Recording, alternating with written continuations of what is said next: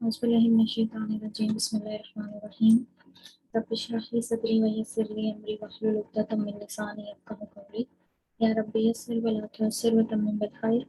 अस्सलामु अलैकुम व रहमतुल्लाहि व बरकातुहू। स्टूडेंट्स, आज हमारा लेक्चर नंबर 7 का लास्ट पार्ट है। ये मैंने लास्ट टाइम आप लोगों को करवाया था, लेकिन पता नहीं हुआ, इसको कोई इशू हो गया था जिस वजह से लेक्चर ज़ाया चला गया। अच्छा, आज इसको हम दोबारा से स्टार्ट करते हैं। ये टॉपिक था हमारा पॉइंटर्स का, जिसमें हमने पहले पॉइंटर्स पढ़े थे और पॉइंटर्स के बाद फिर हमने पूरा पढ़ा था कि पॉइंटर्स के साथ जो फ्रेगमेंट बनता है हमारा पॉइंटर प्लस अल इसम का, जिसको अरबिक में कहा जाता है इस्मुल इशारा और मुशारुन अलैह। होप्स हो कि आपको फ्रेगमेंट तक तो यहाँ तक समझ आ चुकी होगी, और सेंटेंसेस क्या हैं और फ्रेगमेंट क्या है ये भी समझ आ गया होगा। जब फ्रेगमेंट होगा तो इज नहीं आएगा, जब सेंटेंस होगा तो इज आएगा। अब स्टार्ट करते हैं जुमला इस्मिया। अरबिक में सेंटेंसेस दो टाइप्स के होते हैं, एक जुमला इस्मिया और एक जुमला फेलिया। जुमला इस्मिया का मतलब क्या है कि ये इसम बेस्ड सेंटेंसेस होते हैं जिनके अंदर इसम होता है, और जो इस जुमला फेलिया होता है उनके अंदर फेल यूज होता है। अब यहाँ से स्टार्ट करते हैं। इफ इज प्रेजेंट, तो इसका मतलब क्या है, मीन्स नन ऑफ 5 फ्रेगमेंट्स। कि अगर किसी मैंने आपको पहले कहा था कि हमने पहले इसम को स्टडी किया, इसम की जो प्रॉपर्टीज थी, 4 प्रॉपर्टीज हमने वो स्टडी की। फिर इसम की 4 प्रॉपर्टीज स्टडी करने के बाद हम लोग गए प्रोनाउंस की तरफ। प्रोनाउंस के बाद फिर हमने फ्रेगमेंट स्टडी किए। फ्रेगमेंट्स में हमने क्या किया कि जो इसम हमने पढ़े थे, हमने उन इसमों को जोड़ना शुरू किया। 2 वर्ड्स का फ्रेगमेंट बना, 3 वर्ड्स का फ्रेगमेंट बना। यानी सेंटेंस एक फुल फॉर्म है और उसके जो छोटे छोटे पार्ट्स होते हैं उस पूरे सेंटेंस के, वो कहलाते हैं फ्रेगमेंट्स। तो नहव बेसिकली यही स्टडी है कि किस तरह वर्ड्स आपस में इंगेज होके आपस में एक दूसरे के साथ मिलकर तो एक लैंग्वेज को बनाते हैं। यहाँ तक बात समझ में आ गई। अब हमने फ्रेगमेंट्स 5 पढ़े हैं। मौसूफ सिफा का पढ़ा है, हर्फ ऑफ जर का पढ़ा है, हर्फ ऑफ नसब का पढ़ा है, इदाफा का पढ़ा है, और पॉइंटर प्लस अल यानी इसमें इशारा और मुशारुन अलैह का पढ़ा है। अब हमारे पास ये एक एग्जांपल है अल्लाहू अकबर की। अब हम देखेंगे एक प्रोसेस हमने डन करना है जिसको कहते हैं एलिमिनेशन प्रोसेस। एलिमिनेशन प्रोसेस क्या है कि हमने इस पे अपने 5 फ्रेगमेंट्स जो हमने सीखे हैं वो लगा के देखने हैं कि वो कंडीशंस यहाँ पर पूरी होती हैं कि नहीं होती। इसमें कोई हर्फ ऑफ जर है, नहीं है, सो वो कट हो गया। पीछे 4 बज गए। हर्फ ऑफ नसब है, नहीं है, वो भी कट हो गया। मौसूफ सिफा, ये प्रॉपर है वर्ड अल्लाह, लेकिन अकबर प्रॉपर नहीं है, मौसूफ सिफा भी कट हो गया। मुदाफ अलैह, इदाफा का फ्रेगमेंट पूरा हो सकता है, नहीं हो सकता क्योंकि ये रफा की हालत में, इदाफा भी चला गया। पीछे पॉइंटर और प्लस आ गया, यहाँ पे पॉइंटर है ही नहीं है। तो इसका मतलब क्या है कि यहाँ पर 5 फ्रेगमेंट्स हमारे पूरे नहीं हो रहे। तो फिर हमने तो इसको ट्रांसलेट करना है, तो कुछ ना कुछ तो बनेगा ना। फिर आएगा यहाँ पर इज, और हमारा सेंटेंस क्रिएट होगा। और अगर ये फ्रेगमेंट होता तो हम इज ना लगाते, लेकिन ये फ्रेगमेंट नहीं है, सेंटेंस है जिसकी ट्रांसलेशन क्या बनती है, अल्लाह इज ग्रेटर। तो इस मिड में आएगा क्योंकि ये हमारा सेंटेंस है। बिल्कुल इसी तरह देखिए कि फ्रेगमेंट में और सेंटेंस में फर्क क्या है। This is a table and this table. This is a table का मतलब क्या है कि ये एक मेज है, ये एक प्रॉपर सेंस कन्वे कर रहा है। लेकिन अगर दिस टेबल कहा जाए तो बात नामुकम्मल है। बात क्या की जा रही है कि इस टेबल का रंग क्या है, ये टेबल कहाँ से आया, ये टेबल, इस टेबल का डिजाइन क्या है, कुछ भी नहीं बताया जा रहा, ये उसकी प्राइस क्या है।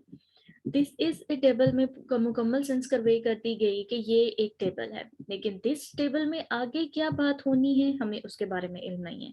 तो ये एक फ्रेगमेंट होता है और ये एक सेंटेंस है। बिल्कुल इसी तरह जैसे अल्लाहू अकबर पूरा एक सेंटेंस है, अल्लाह इज ग्रेटर एक पूरी सेंस कन्वे हो रही है। जबकि 5 फ्रेगमेंट्स के अंदर 2 वर्ड्स या 3 वर्ड्स आपस में मिलते हैं और एक फ्रेगमेंट बनता है, और उसको हम ट्रांसलेट कर सकते हैं, लेकिन वो एक सेंटेंस नहीं होता।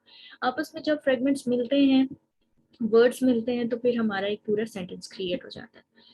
अब यहाँ पर क्या लिखा हुआ है, यहाँ पर हमारे पास 5 पॉइंट्स हैं। 5 पॉइंट्स कह लें शॉर्टकट्स हैं, क्लूज हैं हमारे पास, कि जहाँ कहीं पर इनमें से कोई भी एक क्लू पूरा हो रहा होगा वहां पर हमने इज लगा देना है। और इसकी जो इस एम आर, ये बी फॉर्म ऑफ वर्ब्स हैं। इंग्लिश लैंग्वेज के अंदर इसके अल्टरनेटिव में क्या यूज होता है, एम यूज होता है और आर यूज होता है। आर हम कब यूज करते हैं, वी के लिए यूज करते हैं, एम कब यूज करते हैं, आई के लिए, और ही शी के लिए क्या यूज होगा, और इट के लिए भी इज यूज हो जाएगा। ठीक है, तो जहां कहीं पर एम लग रहा है ये भी अल्टरनेटिव किसका है, इज का। आर लग रहा है तो भी वो इज का ही अल्टरनेटिव है। तो एक बेसिक अगर हम कहें कि एक बेसिक फॉर्मूला जो हमारा है, अगर हमारे पास सेंटेंस है तो हमने जस्ट ये याद रखना है कि हमने उधर इज लगाना है, और ये 5 हमारे पास वो क्लूज हैं जिनके जरिए हम इज लगा देंगे। अगर ये क्लूज वहां पर पूरे हो रहे होंगे, ये कंडीशंस पूरी हो रही होंगी तो। सबसे पहले देखते हैं finding the invisible is. Invisible is का क्या मतलब है कि जब कोई चीज लिखी हुई है ना, फॉर एग्जाम्पल अना मुस्लिमुन, तो यहाँ पर आई एम ए मुस्लिम, यहाँ पर आपको इस नहीं पता चल रहा, लेकिन हमने क्या करना है, पूरा एलिमिनेशन प्रोसेस हमने अपना डन करना है। एलिमिनेशन प्रोसेस डन करने के बाद फिर अब हमारे पास पहला शॉर्टकट क्या है, independent pronouns are usually followed by is. Independent pronouns कौन से हैं, हुआ हुमा हुम, हिया हुमा हुन्ना, अंता अंतुमा अंतुम, अंती अंतुमा अंतुन्ना, अना नहु, ये हमारे इंडिपेंडेंट प्रोनाउंस है। तो जहां कहीं पर भी इंडिपेंडेंट प्रोनाउन आएगा उसके बाद हमने लगा देना है इज। हुआ के बाद इज आएगा, क्योंकि हुआ का मतलब क्या है, ही इज। हिया का मतलब क्या है, शी, तो हिया के बाद भी इज आ जाएगा। लेकिन अना के बाद एम आएगा, और नहनु के बाद वी आएगा। ये मैं आपको पहले बता चुकी हूँ कि ये डिफरेंस जस्ट इंग्लिश लैंग्वेज के लिए, कि इंग्लिश लैंग्वेज में वो इस तरह से वर्ड्स को यूज करते हैं, वर्ब्स को यूज करते हैं। तो पहला जो क्लू है हमारे पास कि अगर इंडिपेंडेंट प्रोनाउन आ गया तो हमने उसके बाद इज लगा देना है, और यहाँ पर इसका अल्टरनेटिव हमने यूज किया है एम, आई एम ए मुस्लिम। ठीक हो गया। नेक्स्ट पॉइंट है अब हमारा, next clue, pointer word follow by other than अलिफ लाम।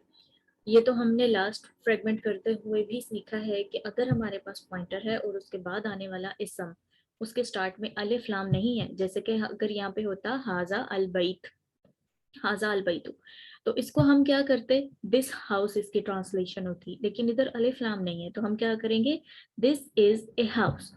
थर्ड देखें, हर्फ ऑफ नसब एंड इट्स इसम is usually followed by is. जहां कहीं पर भी हर्फ ऑफ नसब आ जाए, जैसे देखें इस एग्जाम्पल के अंदर हमारे पास है इन्ना अल्लाही, इन्नल्लाह, इन्नल्लाह हमारा पूरा एक हर्फ ऑफ नसब का फ्रेगमेंट बन जाता है। ये इन्ना है हर्फ ऑफ नसब, और ये इस्मो इन्ना है। ये तो आपको पता है कि हम जो हर्फ ऑफ नसब के इसम होते हैं, हम उस इसम को वही नाम देते हैं जो उस इसम का होता है। जैसे कि अगर यहाँ पे लईता होता तो हम क्या करते, इस्मु लईता, लकिन्ना इस्मु लकिन्ना, यहाँ पर इन्ना है तो इस्मु इन्ना। जब ये पूरा फ्रेगमेंट इस तरह से हर्फ ऑफ नसब का आ रहा होगा तो हम उसके बाद इस लगा देंगे, जैसे इन्नल्लाह अला कुल्ली शैइन कदीर, तो यहाँ पर हम क्या लिखेंगे, इंडीड अल्लाह इज, अल्लाह के आगे इज आ जाएगा। फोर्थ पॉइंट क्या है हमारा, प्रॉपर फॉलोड बाय कॉमन। अगर ऐसा कोई सीन क्रिएट हो कि एक वर्ड है वो प्रॉपर है, जैसे कि अल कुतुबु, यहाँ पर अलिफ लाम आ रहा है, और आगे हमारा जो वर्ड है वो कॉमन आ जाए, तो उनके दरमियान भी हमने इज लगाना है। और यहाँ पर आर क्यों लगा है, क्योंकि अल कुतुब, कुतुब जो है वो प्लूरल है किताब का, और कुतुब क्या है, ब्रोकन प्लूरल है। तो ब्रोकन प्लूरल के लिए फिर आगे हमारी जो यूज होती है ना सिफा, वो भी उसी के अकॉर्डिंग होती है। तो ये बुक्स आर स्मॉल है ना, अब हमने ये देखा, ये एक तो ये साउंड पर एंडिंग हो रही है इसकी, फिर हमने इसका प्लूरल बाय मीनिंग चेक किया और ये प्लूरल बाय मीनिंग है बुक्स है। तो बुक्स के आगे हम इस तो लगा नहीं सकते, the books is small, the books am small, तो हमने क्या लगाना है, प्रॉपर वर्ड जो इंग्लिश लैंग्वेज का होगा हम वो लगा देंगे, द बुक्स आर स्मॉल। ठीक है, ये फोर्थ पॉइंट भी हमारा डन हो गया। अब break in the chain, break in the chain का मतलब ये है, जैसे देखिए यहाँ पर हमारे पास है अर रजुलू फिद्दारी, अर रजुलू और फी के दरमियान कोई कनेक्शन बन रहा है, नहीं बन रहा। फिद्दारी, फी हर्फ ऑफ जर है और अद्दारी मजरूर है, जार मजरूर का फ्रेगमेंट, ये दोनों जार मजरूर का फ्रेगमेंट है, लेकिन इसके और इसके दरमियान आपस में कोई लिंक नहीं है। जब इस तरह का कोई लिंक ना हो तो हम इज लगा देंगे। रजुल कहते हैं मैन को, the man is in the house. तो ये वो 5 क्लूज हैं, शॉर्टकट्स हैं, जिनके जरिए हमने ये देखना है कि अगर कहीं पर भी ये पूरे आ रहे हैं तो हम वहां पर इस लगा देंगे। और ये जो पॉइंट्स हमने अभी पढ़े हैं उनके बेस पर अब हम आगे कुछ एग्जांपल्स कुरान से हैं, इनको सॉल्व करेंगे। पहले अब इनको हम रिवाइज कर लेते हैं। फर्स्ट पॉइंट है हमारे पास कि अगर इंडिपेंडेंट प्रोनाउन आएगा तो उसके बाद हम इज लगा देंगे। अगर पॉइंटर वर्ड आएगा और नेक्स्ट वर्ड के साथ अलिफ लाम ना हो तो हम इस लगा देंगे। अगर हर्फ ऑफ नसब का फ्रेगमेंट आएगा तो हम लगा देंगे इस। और अगर हमारा प्रॉपर फॉलोड बाय कॉमन होगा यानी प्रॉपर वर्ड के बाद कॉमन वर्ड आ जाएगा तो भी उन दोनों के दरमियान इज आ जाएगा। और लास्ट में क्या है हमारे पास कि अगर एक वर्ड है उसका सेकंड वर्ड के साथ कोई लिंक नहीं बन रहा तो फिर हम क्या करेंगे, दरमियान में इज लगा देंगे। तो यहाँ तक आपको बात समझ में आ गई? अगर समझ में नहीं आया है तो पीछे जाएं और दोबारा से वीडियो को देखें और उसके बाद नेक्स्ट एग्जांपल्स को सॉल्व करें मेरे साथ।